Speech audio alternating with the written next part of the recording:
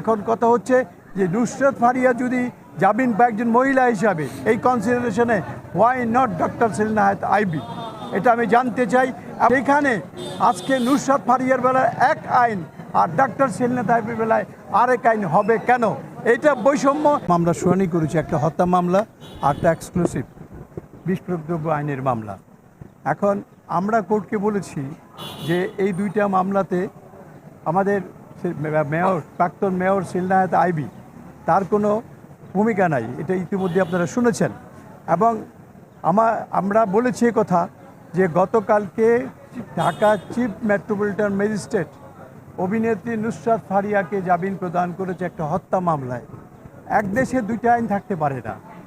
এটা যদি chief judicial magistrate জামিন দিয়ে থাকে তাহলে জুডিশিয়াল ম্যাজিস্ট্রেট, সিনিয়র জুডিশিয়াল ম্যাজিস্ট্রেটও সেই মামলায় জামিন দিতে পারেন, তার এখতিয়ার আছেন এমনি।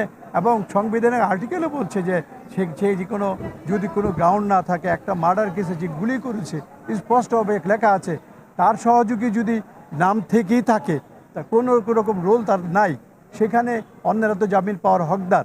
কিন্তু এখানে আমরা বলেছি যে শামীম ওসমান নারায়ণগঞ্জকে দাবড়িয়ে বেড়ালো, যে শামীম ওসমান হত্যা, খুন এবং নারায়ণগঞ্জের সীমাহীন অত্যাচার করেছে, তার বিরুদ্ধে সেলিনা হায়াৎ আইবি একমাত্র সরকারি দল করেও রুখে দাঁড়িয়েছে এবং শেষ দিন পর্যন্ত সে তাকে ছাড় দেয় নাই।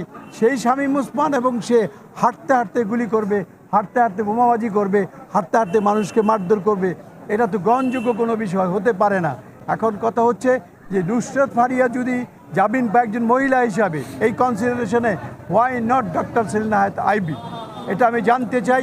এবং আইন আজকে বৈষম্য বিরোধী আন্দোলন এবং আগস্ট বিপ্লবের পরে যেখানে স্বাধীনতা, বিচার বিভাগের স্বাধীনতা পূর্ণাঙ্গ, যেখানে আলাদা সচিবালয় হচ্ছে, প্রধান বিচারপতি ইনিশিয়েটিভ নিয়েছেন, সেইখানে আজকে নুসরাত ফারিয়ার বেলায় এক আইন আর ডক্টর সেলিনা আইবির বেলায় আরেক আইন হবে কেন? এইটা বৈষম্য।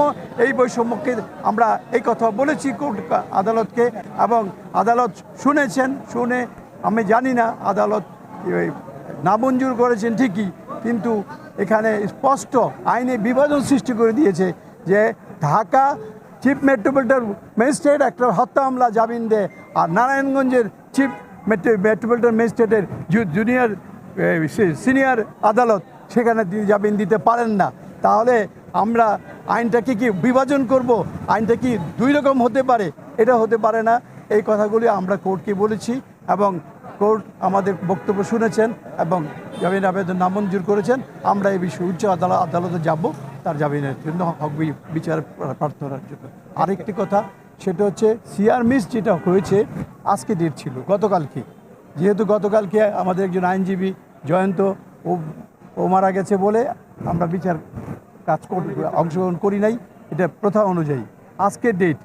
এখন পুলিশের কর্তৃপক্ষ বড় না জেলার দায়রা জজ বড়? আমি কিন্তু এই প্রশ্নটা আমি সবার সামনে আজকে দেশবাসীর সামনে তুলে ধরতে চাই।